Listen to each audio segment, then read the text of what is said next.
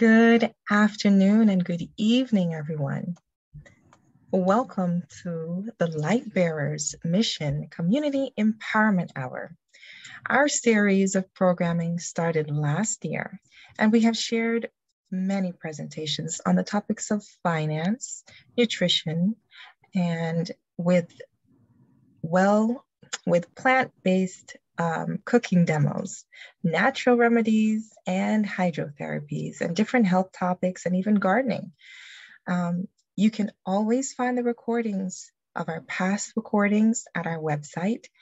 That will be in the chat box, empoweredforhealth.com. It is our purpose to make a difference in the community through training and providing information that meets the needs of our communities and their families. And we aim to share those presentations and continue to educate our community. We also desire to get your inputs on the topics of interest that you might be interested in. So at the end of our presentation, we'll have a poll, and we would like to collect your thoughts on that. Before we get started this evening, we want to open up this time with a word of prayer. Let us pray. Dear Heavenly Father, thank you, Lord, for bringing us all here safely. Please be with others who are on their way. We ask that you help us to open up our hearts and our minds to the message that you have prepared for us, and so we can better our health and be a blessing to others. In your holy name we pray. Amen.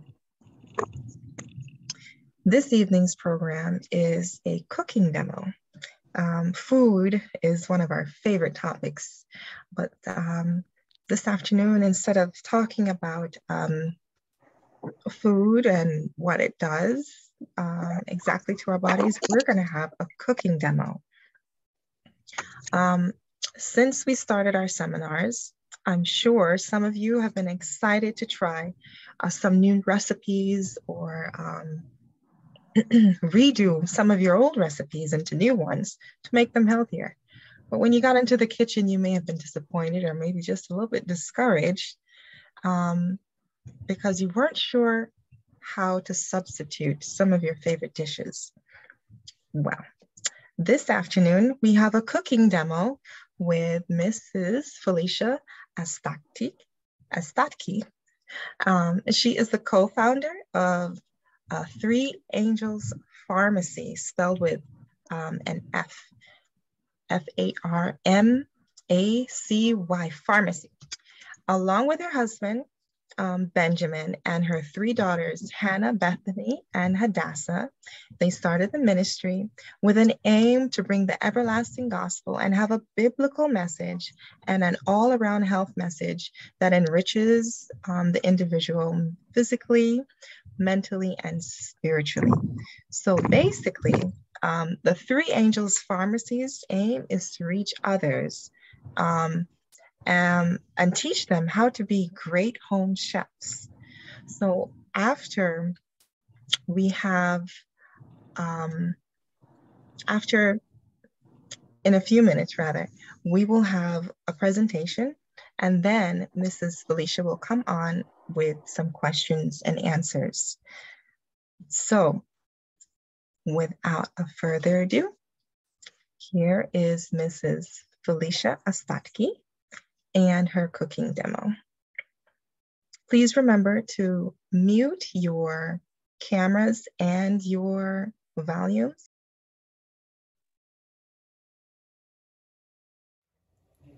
Hello, everyone. This is Felicia Astatke. We were invited to do a cooking class with LBM. And as a family ministry, Three Angels Pharmacy, I'm having my daughters here with me to join in how we're going to demonstrate a couple of recipes here. But for the most part, we're going to do something a little different than usual. We're going to look at some replacements that can be used as you're trying to transition to a plant-based diet. So we're going to look at the primary things that are the culprits, I guess, that people really enjoy and have trouble giving up, and that is some of the fast food type foods. And we're going to look at replacing cheeses with homemade recipes as well as recipes that use ground meat. We're also going to find some very good replacements for ground beef and ground chicken, turkey, or whatever you choose to look at it. So we're going to first look at the replacement cheeses. And so we're going to just ask my daughters, what are some of the things that we eat in our home that use cheese? Pizza, nachos, lasagna. Lasagna. So they said pizza, nachos, and lasagna. We also have what? Macaroni and cheese. Mm-hmm. We also have Burgers. We also have like taco salad Tacos. or grilled cheese. Grilled cheese. Yes. Grilled There's cheese. various things that we use. So we use these cheeses for a lot of things, and it, as me being someone who used to be a meat eater, they taste very good. They are very similar. Sometimes very, very similar in texture, definitely similar in taste to real cheese. Now my daughters, they have grown up vegetarian, so they've never had real cheese, but they still love it. And so we're just going to look at some of those things. So when I first started to learn about making vegetarian cheeses, one of the first recipes, and it's common, is to use cashews. And so cashews sometimes can be cost prohibitive, and so, but we used to make it fairly regularly, but you know, if that's something that is it can get expensive, and so we always had to watch, okay, how often are we making it? And it's also very rich when you make things from cashews. So you can also find maybe some nuts that are a little less expensive, and like maybe almonds sometimes can be cheaper than cashews, but you can also use seeds like sunflower seeds. And so we have used that as well. You can replace all or some of the cashews with sunflower seeds, with almonds as well. And the second cheese that I learned about that we used to use especially for pizza is oat cheese. And so it actually requires only a little bit of oats, and you can use quick oats, or you can use rolled oats, old-fashioned oats, and it doesn't really matter, because what you're going to do is you're going to blend them up. And so the recipe that I'm going to share with you later is only 3 tablespoons of oats with regards to what you are adding to it. The composition of most of these cheeses are very similar. You can use things like sesame seeds or tahini, which is sesame seed paste, and nutritional yeast. Those are some of the 2 main ingredients that give it that kind of a cheesy flavor, give it some of that sharpness maybe from the tahini, that if that's what you like. And we don't always put that when you're trying to make a replacement mozzarella. You don't need the sharp taste in there. But the last and most recent cheese that we have learned to make is a rice cheese. And so the original recipe that was given to me, I've tweaked a little bit, and that's the recipe that we're going to actually demonstrate today. And it's basically the same as the cashew cheese. Maybe the amount of each ingredient might be a little bit different, but it's basically the same recipe, and you can always tweak the recipe for yourself as well based on the flavors that you like. But we're gonna demonstrate that, and we add some oil when we make the rice cheese, the brown rice cheese, because obviously the nuts have their own oil in them, and so we need to add a little bit of oil to give that smoothness and creaminess that we can find in a nut cheese. And so we're going to demonstrate that a little bit later. And so now we're also going to look at some of the options that we have for meat, a substitute for ground meat. So what are some of the things that we eat in our home that use ground meat? Tacos. Okay. Spaghetti. Burgers. Burgers, okay. What else might we use it for? Sloppy Joe. Sloppy Joe, topping on pizza, right? There's various things that we can use ground meat for. And so some of the options that we have for ground meat are, we have TVP here. So TVP stands for textured vegetable protein, and it's a soy-based product. And all you have to do is very simple. You can just buy a bag in bulk of TVP. You could take, even this amount will make a pretty good amount of ground meat. You just add warm water, reconstitute it until it can become like this. So after it has reconstituted, you drain the water, and then you can just prepare it however you like as a ground meat. Very similar to that is using gluten flour. So gluten flour is very versatile. I know there are a lot of people out there who are averse to using gluten, but gluten is actually very good for you. It's not something that is bad for everyone. Now, there are people obviously who have celiac disease or have a gluten intolerance, and of course they need to avoid gluten. But I think a lot of times people have given up gluten when it's not a necessity. And if you feel like there are sometimes foods that might bother you that have gluten, then you can reduce it, of course, but I don't think that it's something that you need to eliminate out of your diet if you have not been diagnosed with gluten intolerance or celiac disease. So this is, again, very simple. You add water to it. So, you can add a little flour to this flour before, if you want to make it a little bit of a softer texture. But you just make a dough out of it, and then you cut off pieces and you put it into boiling water, and then you'll have something like this. And we can also show some pictures of the various steps in the process of making gluten. But it just comes out like this, and so you have these various pieces, and based on how you cut them, if you cut them with a knife, it might be more like a steak or something. But for our purposes, it didn't really matter how that looks. But you boil it in, or you simmer it for 30 minutes, and then it's ready to go.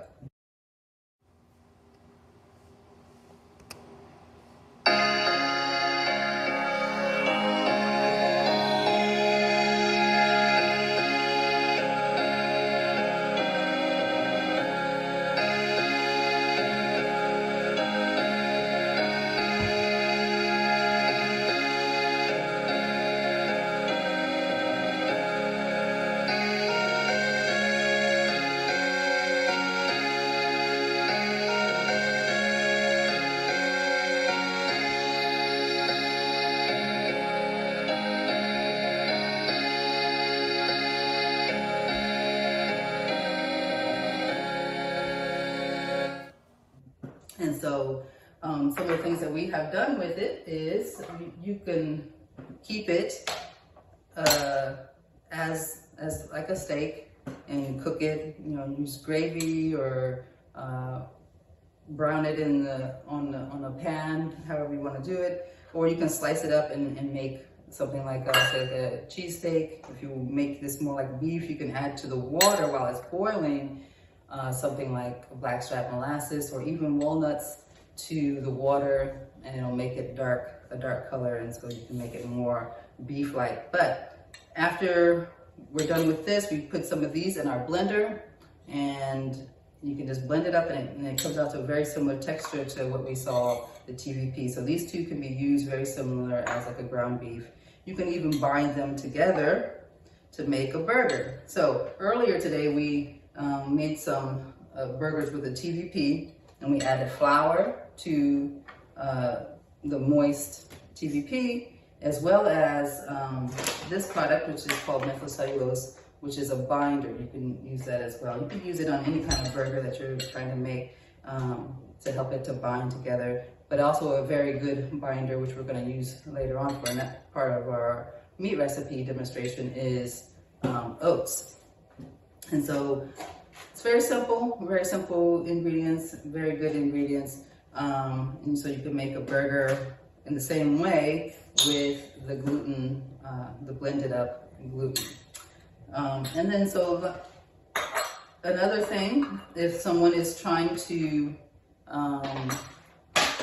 do raw and to maybe reduce the amount of cooked food that they have, you can also make a meat from nuts. And so I've seen in the past people use like a blended walnut, and you can just add your seasoning packet, like a taco seasoning packet, and make a raw taco.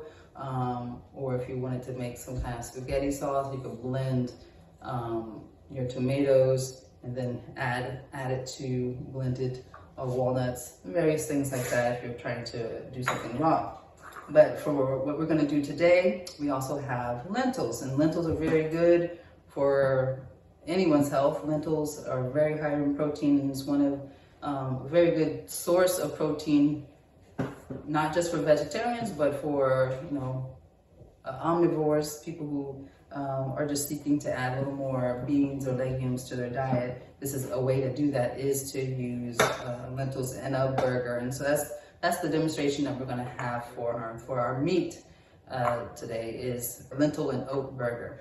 In our home, a lot of times we'll make a large portion of lentils, and at the end of the day or the next day, sometime down the week, we'll use the remaining lentils to make burgers. We don't usually make our lentils to make burgers. It's usually made from our leftovers, but you can also do that and, you know, pre-make them, put them in the freezer, and they keep pretty well in the freezer, as well as like the ones that I just showed you that were made with the TVP. You can put them in the freezer and they're ready to go. It makes it a lot simpler for you, and you can have something just like you would buy in the store, whether it was meat or replacement meat that you would buy from the store. So now we're going to have our demonstration portion, which is to make our brown rice cheese, and that will be followed by making our lentil and oat burgers. For the brown rice cheese recipe, you will need 2 cups of each brown rice cooked and unsalted in water, 1 tablespoon of each garlic powder, onion powder, paprika, and sea salt. Additional ingredients: 3/4 cup olive oil, 1 cup Nutritional Yeast flakes, and 1/3 cup of lemon juice.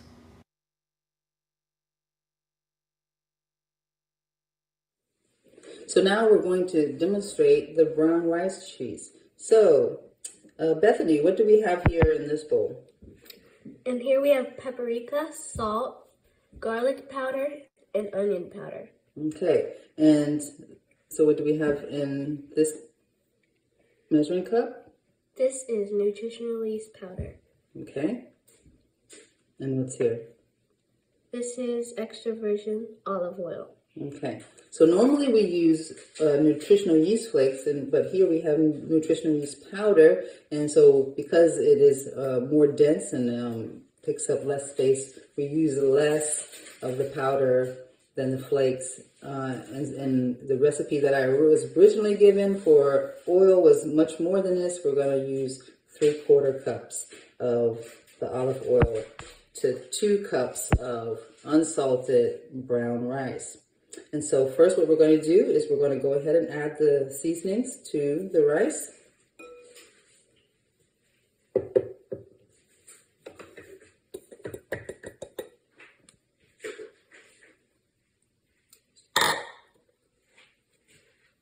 And then we're going to add half of the water to the rice as well.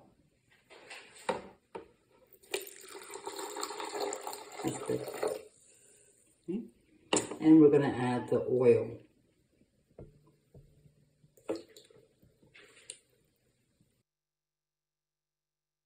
The reason why I only add a portion of the water is it just seems to blend a little better when we do that. And so we're just going to blend that till smooth first. And then we will add more water and the nutritional yeast afterwards.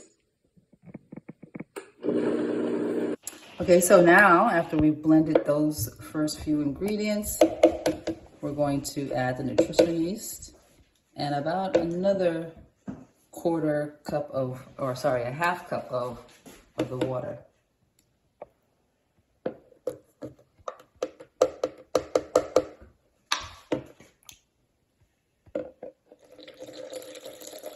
Okay, that's good. We're gonna blend this up. Okay, so we've blended it up, and this is how it looks when it's done. It's very liquidy. We usually want it to be liquidy like that if we are making macaroni and cheese, or when we're making lasagna, that kind of thing. Even when we're making the pizza, we usually tend to keep it a little more liquidy like that. And so we will omit the paprika though, usually when we're making the mozzarella-like cheese for pizza.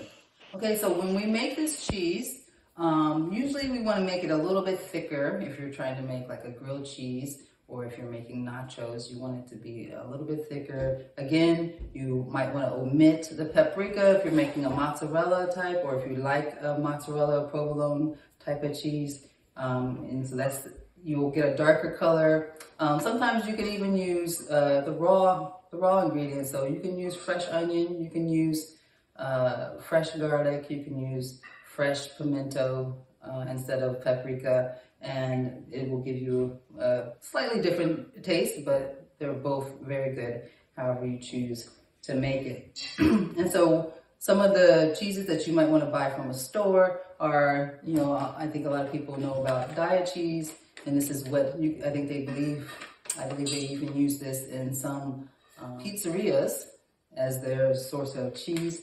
And they melt pretty good, and they taste very good as well if you want to have more of a cheese that has a little more of a stretch to it. There are ways of doing that as well if you wanted to make it at home, different ingredients that you can add to your cheese to give it a little more of a ooey kind of texture.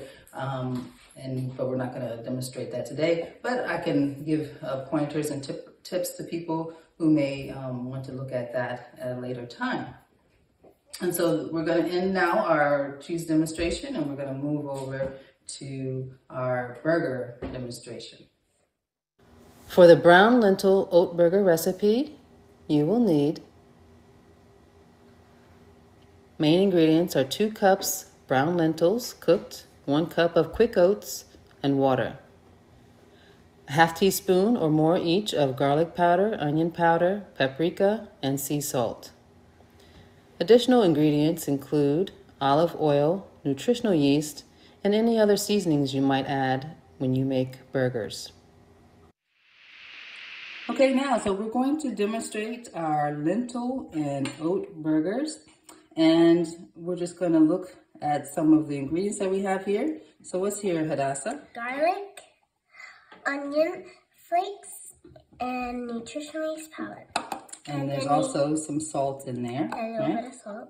Then we have some oats, water, and the lentils. Okay, so what we're going to first do right now is just stir together all of the seasonings.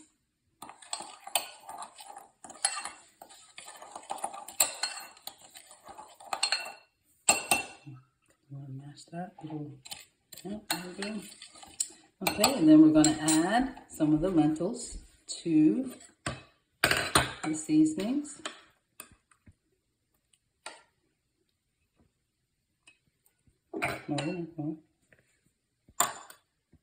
Add a good amount. No, not even. There are a lot of seasonings in there, so we want to make sure we have enough. Okay. And then we're going to stir that up.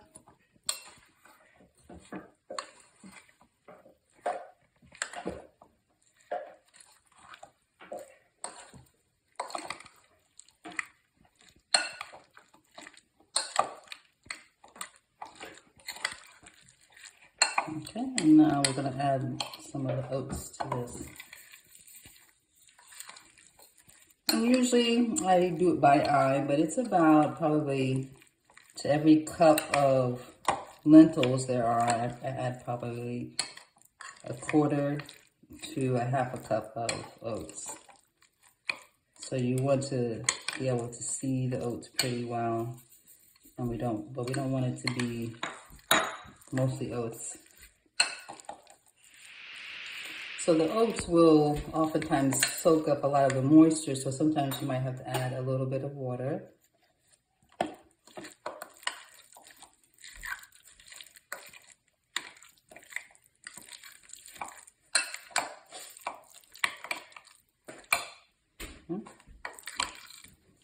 And so usually what we do is, from right here, we make our burgers of a 1/4 cup size. And so we will oil this and just scoop some out. And you put it in your frying pan, and then we just flatten it out and form it into a nice shape.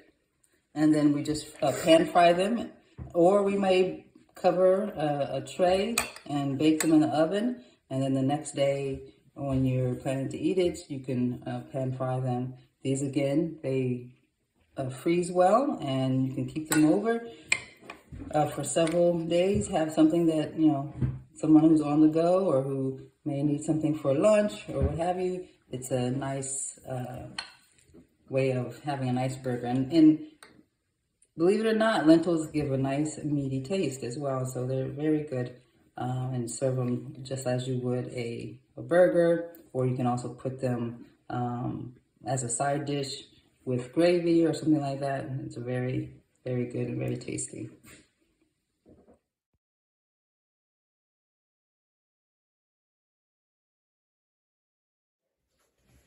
Okay, so as a kind of bonus for our replacement demonstration today, we're going to look at one more thing. So thus far, we've looked at dairy in the form of cheese as a replacement, and we've looked at the meat side of things. And right now, we're also going to look at egg replacement. So oftentimes one thing that people have a hard time giving up is also eggs, scrambled eggs, fried eggs, whatever it may be. And one of the things that we use is tofu for making a scrambled mock egg. And this brand actually right here is very good in the firm form, and we can find this at Walmart. And so we use this to make our scrambled tofu, and it's very, very good. But usually you want to use at least firm to extra firm tofu. You don't want to use silken tofu when you're making scrambled eggs. But this brand right here works really well. And something that is more recent to be used is Just Eggs. And there are also some other types of products that are similar to this that you would pour into a pan, and you could make omelets, and it also tastes very much like egg. And so there are things that you can use to make scrambled eggs. So Hannah, how do you like these two things? Very good. They're very yummy. Yummy, yummy. Yeah, and so what are some of the things that we can add to this to make it have a egg smell and taste? Black salt. Black salt will give it kind of that sulfury smell that sometimes you smell in eggs. And what else? The main thing that will give it an egg taste? Nutritional yeast. So we've seen a lot of nutritional yeast in the recipes that we make. Now, we don't want to necessarily use too much, but if you want to have that taste, oftentimes that's what you have to use is the nutritional yeast. Some people don't like nutritional yeast. Some people don't use it because they may have an issue with yeast, whether that is, I don't know, maybe there's candida or different things. They are trying to eliminate yeast. I don't know if by eliminating nutritional yeast that is something that they have to do, but often people will choose to do that as well, and have made my recipes without the nutritional yeast and then have enjoyed it that way as well. So it's your choice on how you want to deal with that. But again, scrambled tofu can be done with scrambled eggs, can be replaced with scrambled tofu, as well as just egg. And then when you need egg inside of a recipe, you can sometimes add a type of tofu, or you can add different products like flaxseed gel or other types of gel to give you that binding that you will find in eggs. And so pretty much everything can be replaced in some way, and we all enjoy these various products in our home. And again, like I say, as a former meat eater, I find that these things are very good. And even if something doesn't taste exactly as you remember, it is a very good replacement and is oftentimes good enough. And as your taste buds change, you can enjoy those things just as much as you liked the former real products of egg, milk, and meat in your diet.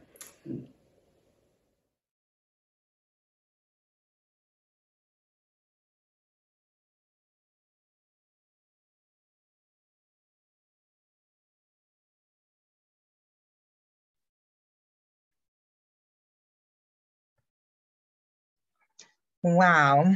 Thank you so much, Mrs. Felicia Estaki.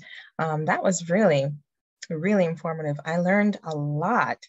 I did not know you could make cheese out of rice. So if you are here, we have lots of questions for you. Hey. Thank you so much for joining us, and thank you so much for that informative video. I really enjoyed learning more about how we can use ordinary things in our kitchen to make some substitutes that we really like as previous meat and dairy cheese eaters. And so thank you so much for that. Thank you for having me. Okay. So our first question, let's scroll back. Gluten flour. Is gluten flour just used to make meat substitutes? No, not entirely. Gluten flour can also be used in bread making. Oftentimes you will see that in the ingredients list for bread, where they're trying to give it a little more stretch. And that is the aspect of wheat flour that gives it stretch. And some different varieties of wheat have more gluten than others. And if it doesn't have as much, oftentimes, they'll add gluten for that purpose. So it helps it to stretch and rise. But primarily as a vegetarian, that is something that when you buy Vital Wheat gluten, is for that purpose, to make gluten products, seitan, which is basically kind of a flavored gluten that you add certain things to the flour before you form the dough ball. That's the primary uses that I know about. I don't know really of anything else other than that. Okay, thank you. Another audience member, she's looking for a substitute for ricotta cheese. Do you have any recommendations? It's ricotta cheese that's in lasagna, right? I believe. I mean, Yes. when I make lasagna, I just crumble a firm tofu. You can probably, and if you squeeze as much of the water out as you can get, or sometimes there's what's called super firm tofu. But you can also squeeze out as more by putting something heavy on top of a tofu block, and then you just crumble it and then season it. So I mean, a lot of times when we're looking at foods, it is the taste that we're looking for and the texture. And so if you can find something that maybe has a neutral taste, like tofu does, generally neutral, then it's the seasonings that you add to it that give it that flavor that you're looking for. So, when you have a sauce, it's the sage and the marjoram and the thyme and different things like that that you add to the meat that makes it taste like sausage. So you can easily get that same taste if you can find a good texture replacement protein. So for ricotta, I mean, just from personally, I know that there are things that you can buy in store pre-made. I don't have any brand names off the top of my head, but like I say, generally, like if I use it for like lasagna, I just use the crumble tofu. Okay. I know for ricotta cheese, I've been using in my lasagnas the tofu, but I blend it partially with like lemon juice, a little salt, and parsley. Right. And it does the trick for now. Mm-hmm.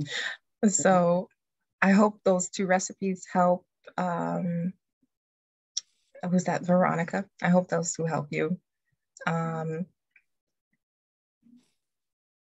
So how did you come up with these recipes? Were they given to you, or was this just by inspiration?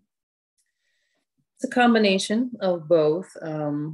Earlier on, I mean, I was a lacto-ovo vegetarian before I became a total vegetarian. And so, obviously there aren't that many things that I need to replace. I just eliminated meat basically, but then I could still, buy things in the store and, not have to worry about whether it had egg or milk in it. But once you get to that level and you're eliminating. Because it helps to build up your microbiome. Now does somebody have a question? When it comes to your digestion. Someone has their sorry. Okay. So I started to look more at recipes, and I was using largely recipes in the very beginning because it's like, okay, the bigger transition even from meat eating to lacto-ovo is a bigger than go to total plant-based, because then you're saying, okay, now there are things that I can't buy in store anymore. I need to make things myself. So you're looking at more recipes, and sometimes you say, okay, well, I don't have, like, I remember early on, there was a burger recipe that I used, and I said, well, I wonder what it would taste like if I don't put the tomato paste in there, or if I use a different type of bean. And so then it becomes a little more experimentation, and you say, okay, I like this better than the recipe that I was using. And so I just transition. And things like the cashew cheese, that's a very common recipe that you find in the vegan world. I mean, I've seen different variations on it, but that's a common thing. But, you go when we went overseas, did some mission work, and you go to some other places, they don't have cashews as readily, or they don't have brown rice as readily. They have white rice, or whatever. So there's different things you have to say, okay, we can't just transport the American diet to the mission field. You have to figure out what do they have, and you start to learn how to experiment a little bit more on what you can use with what you have available. So like I say, sometimes lentils are really abundant almost anywhere. So I would use lentils more than I would use black beans, say. Or I would use, try to see if there's, what do you say? What's it called? Like a dumpling kind of a food instead of maybe a gluten, because they may not have gluten flour, but they'll have flour, and you can make something that they would eat there, and just tweak it and say, okay, you can use this as a fish replacement by putting dulse flakes on it, or whatever. So it's a large part of seeing an experiment, and then as you learn more about how foods work, then you kind of become a kitchen chemist, where you're saying, okay, I know this item does this. This is a binder, or this. And this is an acid. Yeah, and so you can say, okay, I can use this in place of that. And you may not always get the exact taste of the original thing that you're trying to replace, but I find that as your taste buds change, then you start to like other things, and you say, okay, this is a very good replacement, even though it doesn't taste exactly. I like it, or I might even like it more. And then, so that's in large part how I have, become a, like I say, the home chef is to be willing to experiment and look at different things. Yes, I think that's very important. What is the saying? Innovation is the mother of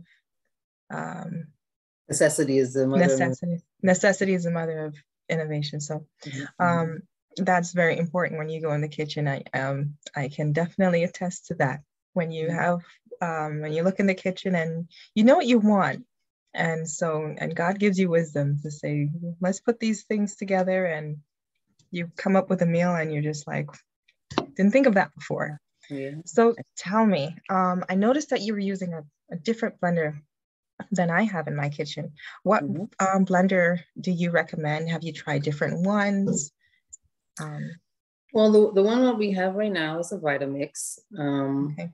We have also used a Blendtec. We like both. They have their pluses and minuses. I think like Blendtec was easier to use for smaller quantities. It like would pick up a smaller quantity inside of the blender. What is it called? The thing that you hold. The container. The container. It would pick up, I think, a smaller quantity, but then they both have a pretty good power capacity. But you want to have in an American household, it's good to have a high powered blender. We don't know how, it's not always available in other places. I guess, but even I found, even smaller, cheaper blenders can do the trick as well. It's always having to get the professional higher grade blender to be able to do these things. And then you can help things along. So like say with like cashews, you don't have to soak them in a high powered blender, but if you soak them, it makes it easier for you to use a blender that's not as high powered. So, I mean, I don't necessarily recommend any particular blender. You just want to make sure that it's strong. It's strong. Easily, right. Yeah. Okay. Well, we have a question from the audience. Marcia, you can ask your question.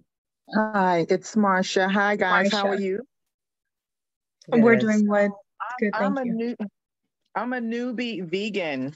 Hi, welcome. 2 years. Thank you. I love it, vegan. I love it, love it, love it. So, here's my dilemma. I've always been a burger girl. Burger.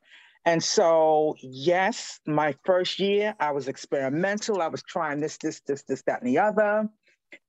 And then I got complacent.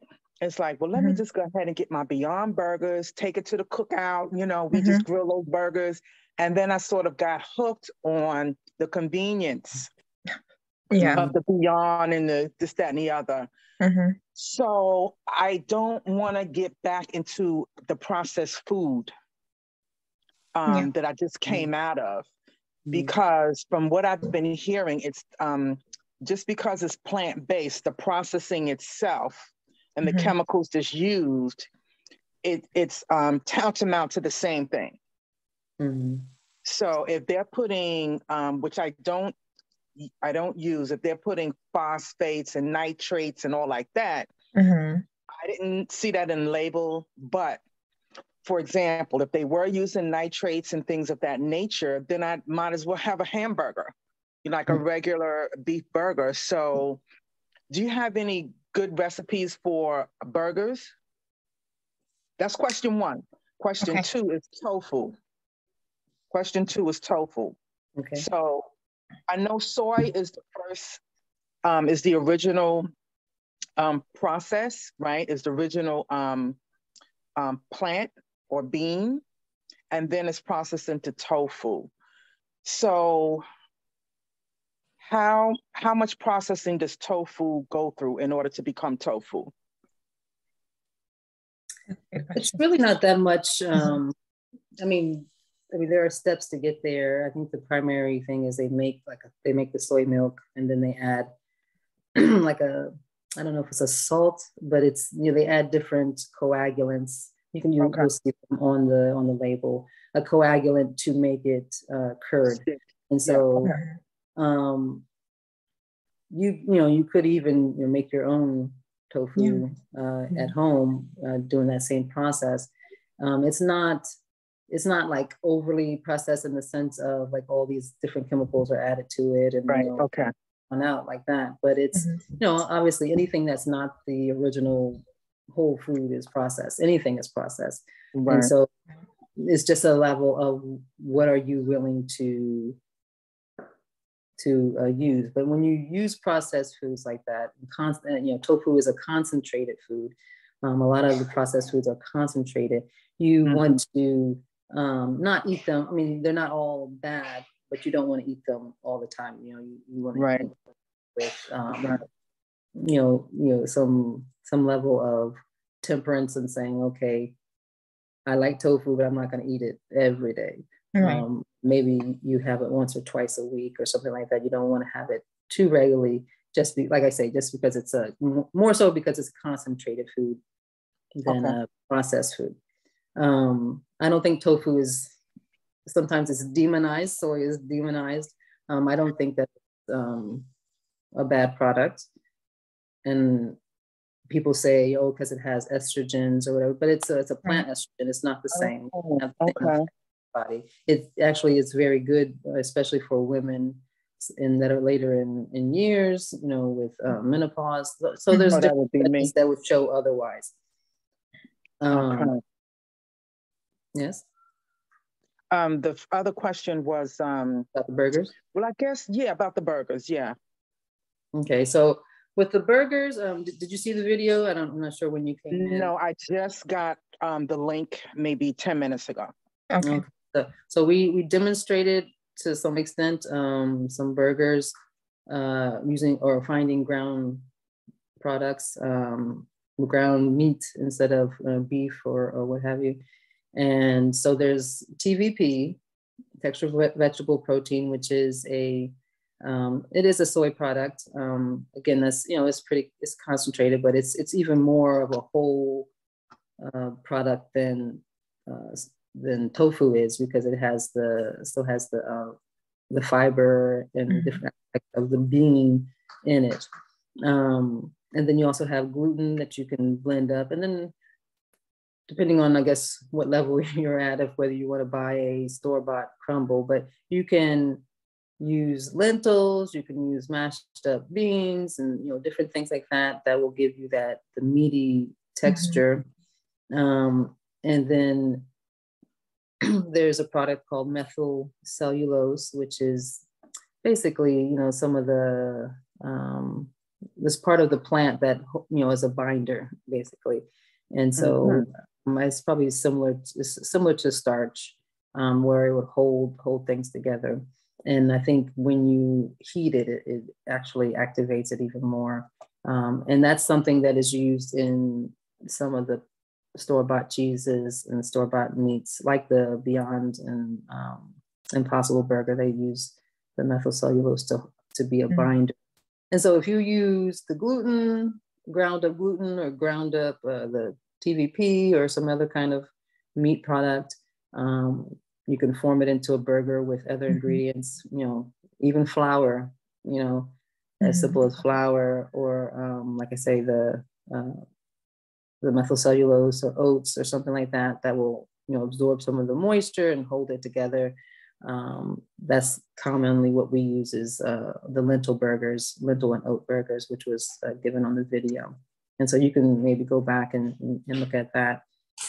And, my children, we've had the commercial type burgers, the Impossible and Beyond. We have our gripes about that, but we have eaten it when you're out and you want to go out or something, but we tend not to try to eat those kind of things too often. And that's, like I say, so that's what we use at home, is the lentil burger primarily, but we also do the TVP and gluten as a meat product. Okay. One last question. What about that chickpea liquid, the aquafaba? Are you familiar with that? Have you ever tried it? Yes, we've used it to make kind of like a meringue. If you whip it for long enough, it'll become a meringue.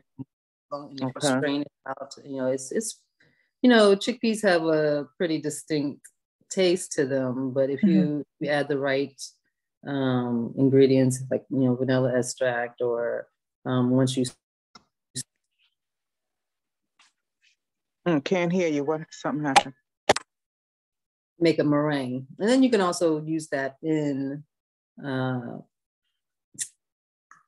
other cookies, if you're doing baking. I haven't used it for like an egg substitute or anything, but I have, as an egg, but if as a substitute, as an egg in something, I have used it that way. But not too often. We haven't used it too often, but we have tried it out. Okay, thank you. Mm-hmm. Okay. I have a question about vinegar. Now, I know a lot of people, we know vinegar is not very healthy for us. So do you have any recommendations for a substitute for vinegar? Substitute, well, the only thing I use is lemon and lime juice as a substitute. Now, I don't know, have you in the past discussed what vinegar is and why it's not a good product? No, please share.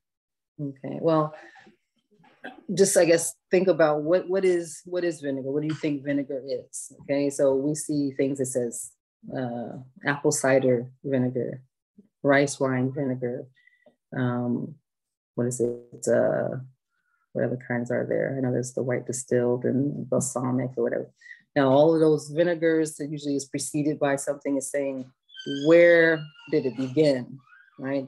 The actual term vinegar means sour wine. And so what it is it's wine that has completed its fermentation process. So you have a juice or some kind of liquid that comes from a grain or a fruit, and it starts to ferment. And it becomes ethanol. And so ethanol, alcohol is sugars. And so when they are broken down by bacteria, it becomes closer and closer to vinegar. And then once all the sugars are gone, it becomes vinegar. It's acetic acid. And so those things, the bacteria that caused it to break down, they don't have anything else to digest. And so now it's vinegar and there's no more activity in that liquid. And so vinegar is basically a non-food. It's not really, so it shouldn't enter into our bodies because our body will not recognize it as food. Even if it has certain benefits that are resulting from the original juice, your body is not going to recognize it as food. So it's going to have a hard time with digestion. Your digestion will stop and you'll get fermentation in your stomach because your body is trying to assimilate, trying to see what is this. And then it's passing it through little by little. And in the meantime, whatever food you ate with it is going to start to. And if you have fermentation in your stomach, you're going to have indigestion. You're going to have, small amounts of even alcohol in your system. Right. So these things they're not good. But vinegar as of late has been touted as this wonderful thing. People are drinking it, and all stuff. And so again, it having a benefit doesn't make it good. People say wine is good for you, but it's not good for you because of the alcoholic aspect. It's good for you because of the grape juice aspect of it. Exactly. And so we have to be mindful that not everything that has benefits is actually good for us. And in the long run, you may not feel the effects of it now, but in the long run you will. And so we have to just be careful of those kind of things. So in recipes, you go out to the store and you have condiments or whatever, they all have vinegar in them. Even bread has vinegar, different things. And you're like, but so what is the remedy is, oftentimes you have to make it yourself. So like at home, if we have ketchup, we buy tomato paste, we sweeten it, add some salt. And if you like the tanginess of that's in store-bought ketchups, and you can add some lemon juice to it. We generally don't, but if you do add it, for that purpose, then there you have it. But again, that's the only thing we do. When we make salad dressing, we use lemon juice. We make any kind of condiment, we use lemon juice. That's very interesting. Thank you for sharing that. I didn't know that.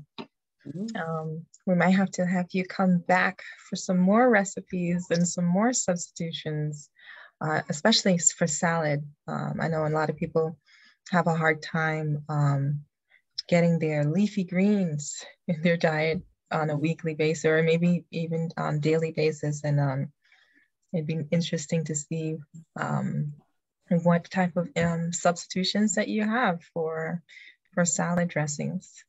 Thank you. Do we have any more questions?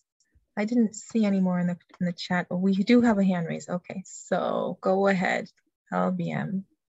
Yeah, Felicia, I just wanted to ask, what do you use at home for mayonnaise? For mayonnaise? Oh, mayo? What do you use? Do you use anything at home for that? We aren't a mayo family. Okay. We don't generally use it. Actually, though, my daughter just made, what did she make? Oh, she made sour cream. Oh, sour cream.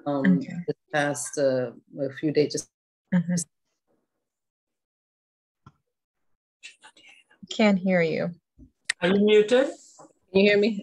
Yes, I can. Yeah. My daughter's earphones took over this. So she made it, and she just used soy milk, was blending it and slowly adding oil to it, and it really thickened up, really nice. And so and then afterwards she put a little lemon juice in it, and it tasted like a very light sour cream. But I think if you don't put the lemon juice and maybe just add some seasonings like garlic or something, it would have more of a mayo taste. So and I've seen that kind of recipe before, because I think that's really how you make like mayo, is they would use egg and then add oil to it. And so instead of the egg, you're using a plant-based milk. You can maybe even try it with some other kind of plant-based milk, but she just happened to use soy. So can I ask a question? So when you all eat your burgers, you don't put anything on the bread, like a paste or anything? Oh, ketchup. We use ketchup or barbecue sauce. Oh, okay. And then, fresh veggies. Okay. That's basically what we use. Okay. Mm-hmm. Thank you.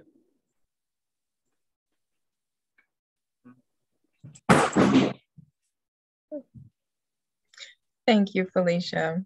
Let me see if there's one more question. I see nutritional yeast and brags. Okay, that's not a question. All right, does anybody have any more questions? I didn't miss anybody, did I? No, I did not. Okay, so thank you so much, Felicia Estati, for giving us such, I did miss a question. See, what tofu brand do you recommend? Thank you. I knew I missed something. Well, there's different ones, when we just found one the other day that we really liked for scrambled tofu. And we find it at Walmart. I think it's called House. Hold on, let me see. Just a moment. Yeah, no problem.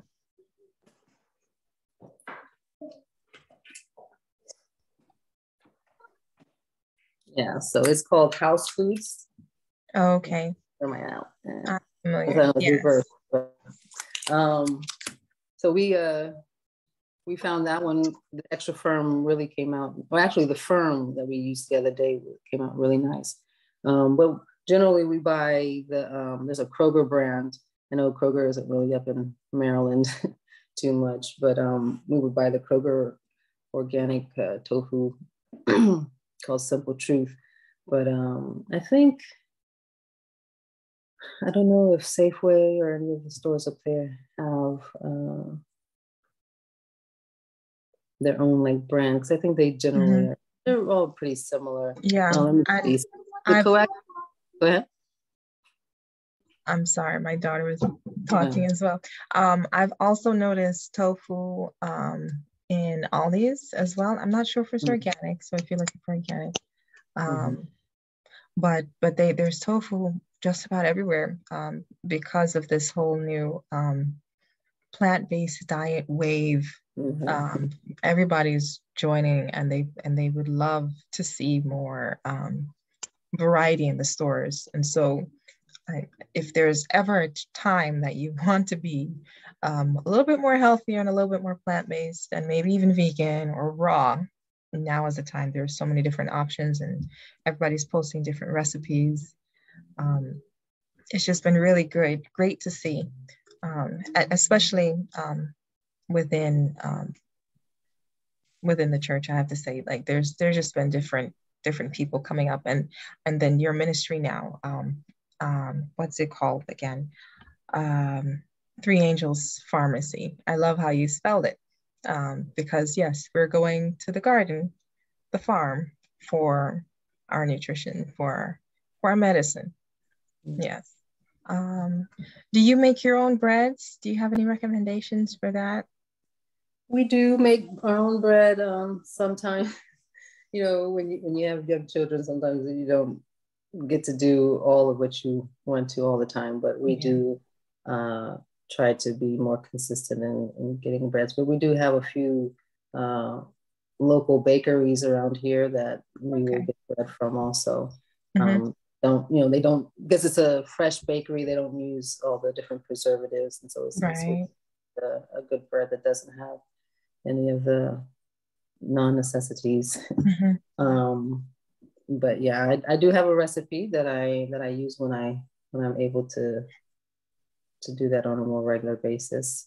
Okay. Are you willing to share that? Yes, thank you. That was my next question. You read my mind. Are you willing to share with us the recipes that you had during the cooking video? Can you share with us, and maybe we can post on our website or? Right. So the cheese recipes I have already typed out, and I can just send that on. Okay. And I don't know if I should send it to Merlene, I guess. Yes, send it to Merlene. And then as far as the meats go, I can give a recipe for the lentil, and possibly for the others. I mean, I haven't worked with a recipe. I just kind of eyeballing. I understand. I can kind of try to figure out what the ratios are for that. And I can also recommend, I mean, I don't know if I should recommend this. I mean, there's an individual on YouTube that has been experimenting with different burger recipes and different bacon recipes. You know, all kinds of stuff. And some of the ingredients that he uses, I don't use, and I don't agree with necessarily, but you know, something very similar can be found, and I can give substitutes for that. So maybe I'll go through and find some of those things. But my knowing to even buy like the methyl cellulose that I showed on the video was through that individual, because he was making a burger. He was trying to mimic like the Impossible Burger. Burger, but using ingredients that you could find in your home. And or that you could easily order and have in your home. So I may share that with her, and then anybody who's interested can get a hold of that too. But I'll work on maybe looking back at his recipes and seeing what some of the ratios are for that to for the burgers there. But that was no problem. Thank you. So anybody who would like a recipe, please just type your email in the chat, and we'll be sure to send them out to you as soon as we get them. And we have another question from Marsha. Go ahead, Marsha. Yes, hi, thanks. So I wanted to know, so I'm just coming in to the Zoom meeting. So I don't know if anyone here already has an established food delivery service, looking for a Black-owned B.O.B. Food delivery service or something of that nature. Does anyone here have one? No. I mean, I know some caterers. I don't know if any of them are willing to do something like that. Is this someone giving, I don't know, someone just sent an email. I don't know if that was somebody. That is for the recipes. Oh, okay. Yes. So I don't know anybody who's currently, I have known people in the past, but I don't know anybody currently who's doing that. Okay. All right, so we are going to take a short pause. Marlene has a few announcements to make. We have been doing our second series of Diabetes Undone, and she just has a few announcements to make about the series that's coming up next. Marlene? Thank you, Danielle. And I just want to say to Marsha, if you share your email address, there you go. We'll see if we can get somebody with a food service for you as well. Okay, yes. So we have, you see, Thank you so much. Thank you. You're welcome. We have just completed our second season of Diabetes Undone with a number of individuals, and we just find it to be a very useful, productive, we could say resource. The information is such that people are motivated to make the changes in their lives to either get rid of diabetes, type 2 or pre-diabetes. And some people just join to develop better lifestyle habits for their health. And so anyone can benefit from these programs. So we are starting the next one next month, April 11th.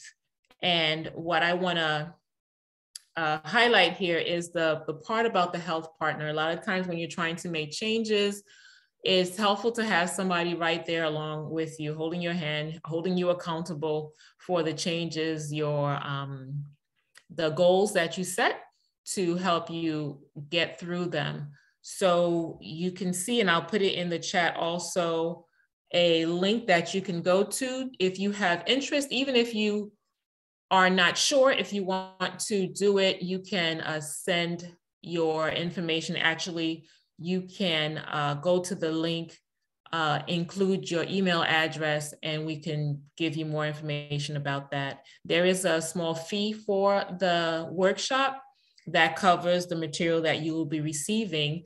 And while it's an online program, and there are a lot of videos that are being shown by the doctor who put together this program, and you would have access to those videos for a year after the program is done if you want to review some of the things that were on there. So if you or a family member can benefit, you feel you can benefit from this program, please sign up for that. And I will put the link in the chat to the sign up website. Any questions? Marlene? Yes, ma'am. If people just want the recipes that was given on Diabetes Undone, could they just get the recipes for a fee? I guess we can make the recipe book available.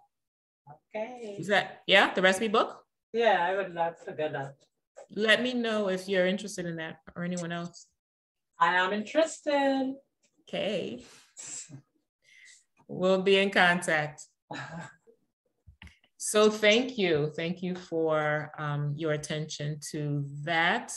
We are, I guess, since I may still have the floor, just want to introduce for our next program, which will be on April the 5th. We have scheduled a program on mental health that will be very interesting. And we hope that you will join us if you know anyone dealing with depression. And I believe we're going to touch a little bit on teen suicide. So we know that it's a problem that we are facing lately, not just teen suicide, but depression and otherwise. So please join us for that. And then you are also seeing our next programs that will follow from there as well. Thank you for your attention and your attendance and your support.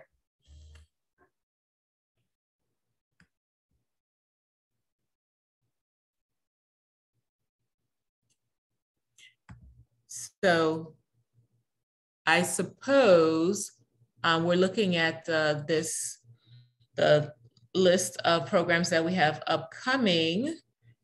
And Danielle, there are some other questions that are coming up. I see them.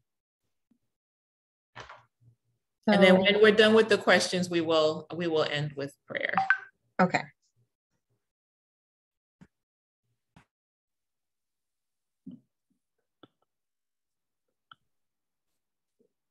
Did you want to go ahead and deal with the questions? Yes, I'm sorry. I was reading the questions. Okay, sorry. It's okay. So we have a question for melting cheese. How do we melt cheese? Or how do we make our cheese to melt? What product do you use? One thing that I've seen for making kind of like a stretchy cheese is using tapioca. Okay. So there are, if you do a search online for gooey cheese or something like that, you can find, usually they'll say tapioca starch, excuse me. But we don't always do that.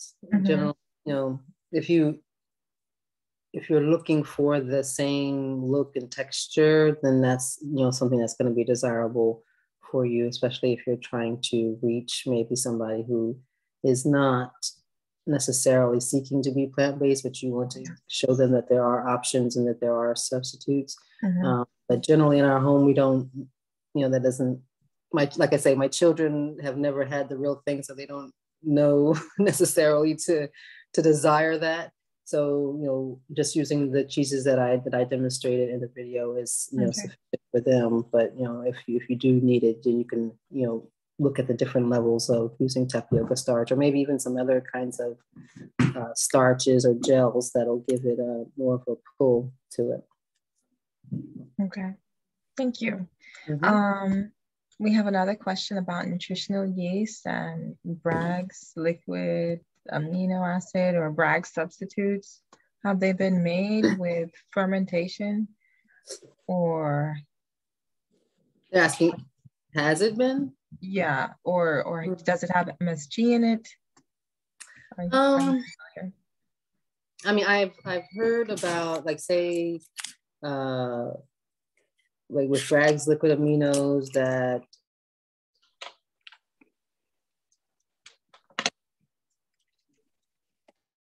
No, we cannot hear you. Can you hear me now? Yes, I can.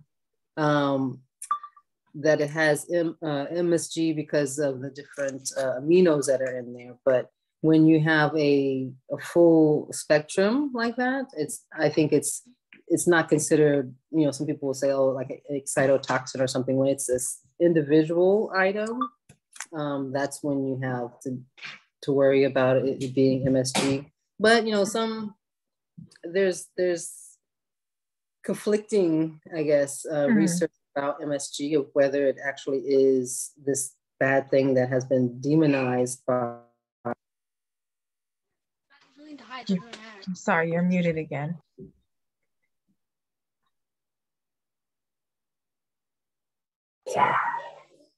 Okay.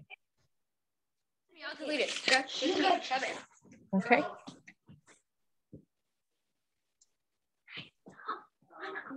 bleeding. I was showing. I didn't know you were trying. I think you are still muted. I think I'm hearing children. I'm sorry. Okay. That's better. No, okay.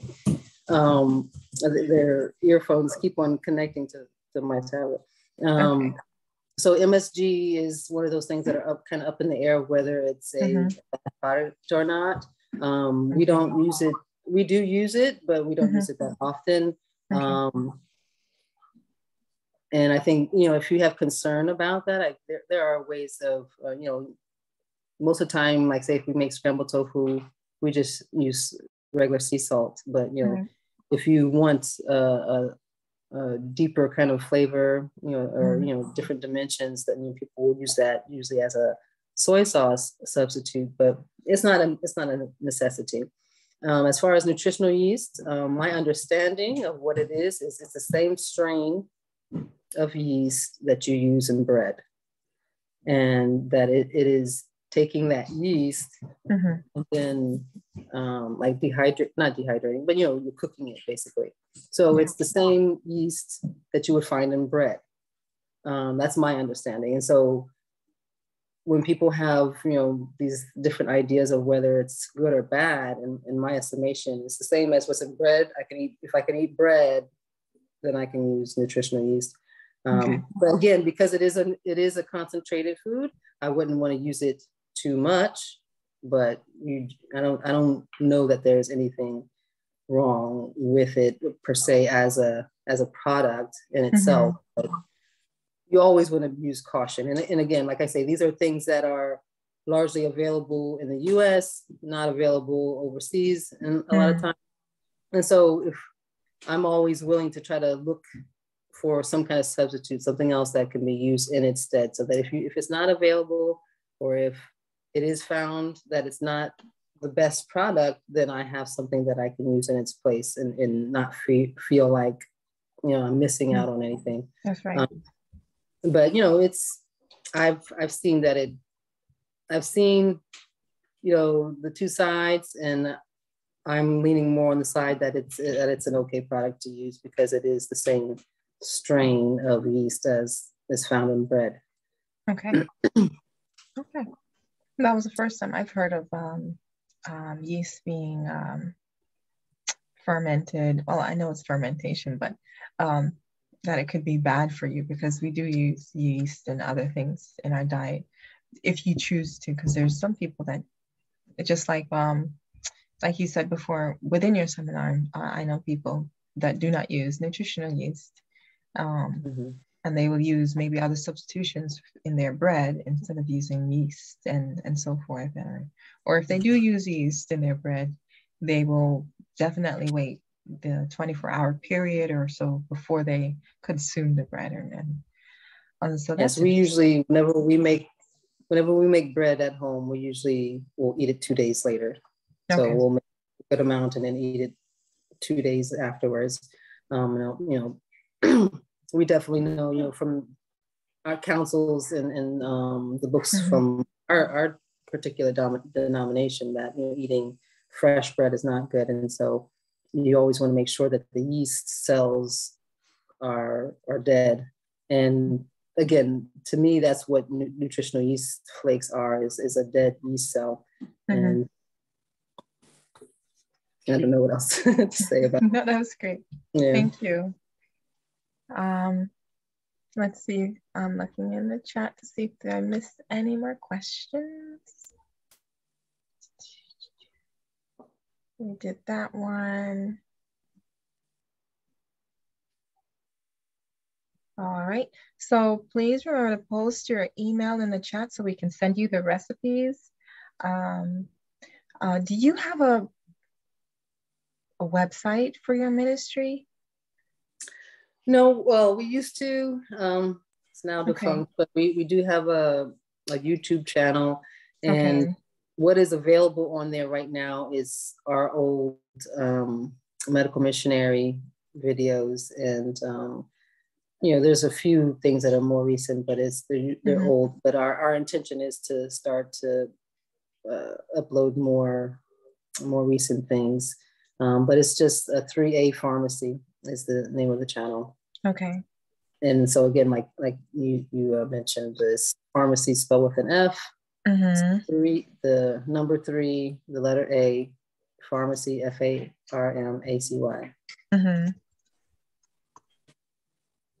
I'm typing it right now. So there you go, 3A Pharmacy on YouTube. Oh, I sent it not to everyone. So yes, 3A Pharmacy on YouTube. That would be something I will be sure to check out. Thank you, Miss Veronica, for sharing that with us. Thank you so much, Miss Astashki. Did I say that right? Astashki. Thank you so much, Felicia, for joining us this evening.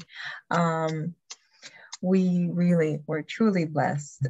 We have one more question for you. Baking powder. Do you have any substitutions for baking powder? Okay, so I use Energy baking powder substitute, which is calcium carbonate. Do you have an example? Oh, you do. There you go. I know my video is backwards. No, that's perfect. Energy, gluten-free. Okay. You need to see it. And this is calcium carbonate. So regular baking soda is sodium bicarbonate. And so when it is, I mean, both things are basically an antacid, which means that it's gonna dilute your stomach acids, but with the sodium bicarbonate, which is also in regular baking powder, it forms a salt in your system. And so if hypertensive or these different things, the reaction that it has on your stomach is a little bit different than calcium carbonate, because you'll also find that sometimes in antacids. But we don't do a lot of baking, and I'm trying to, I'm trying to seek to make more things with just as a yeast bread and see how that comes out. But I think because we live in a society that's trying to make things so quick, and we have, as a family, tried to remove ourselves from that of being more in the slow food movement, where you're taking your time in making things properly and things that are helpful.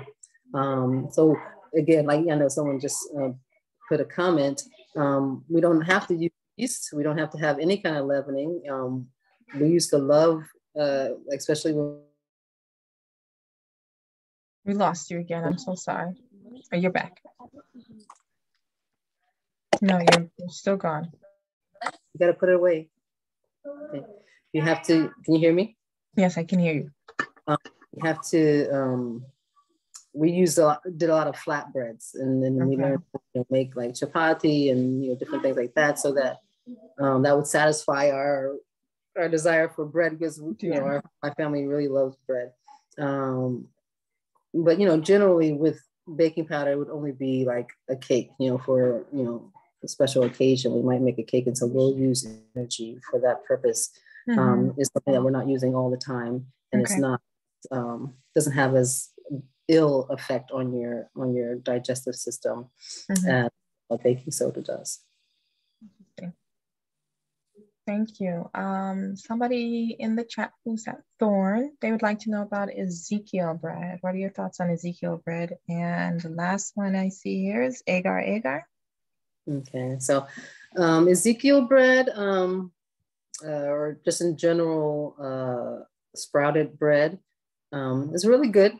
I mean, I found some breads that I like the taste better than even Ezekiel, and it's not as coarse as Ezekiel, but I think it's very good. It definitely helps with digestion. I know I've known people who have had issues with just bread in general, of like digesting it, but when they eat Ezekiel bread or any kind of sprouted bread, their body is able to assimilate it better. So I think it's definitely good, because then you're getting rid of some of those enzymes, I guess, that are that might inhibit good digestion when you sprout the grains first.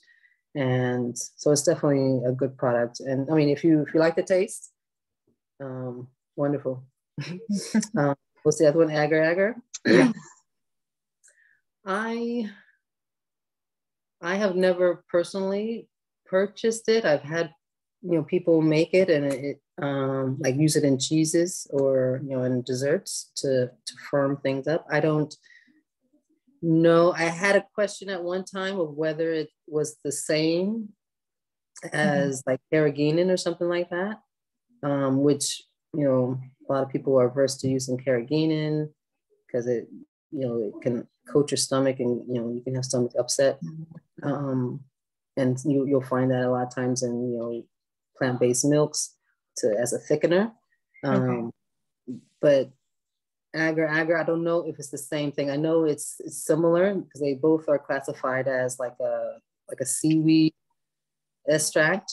But I don't know if they are equivalent to each other. So if it is Carrageenan, I would say to steer clear of it. But if it's not, I don't know if it has the same effect or not. But I would say just based on your own self, if you try it and you do well with it, I don't have a problem with it. I don't know. Some people want to go by when in doubt, leave it out. Yeah. But if you're willing to experiment, I haven't personally seen anything wrong with it other than my own questioning of whether it's the same as Carrageenan or not. But otherwise, I don't have an issue. Okay. Really interesting. I've never heard of Carrageenan, so I'm gonna look that up later. Thank you. Yeah. Let's see if I missed any hands. Didn't miss any hands, and I think I got all the questions. So please remember to place your emails in the chat.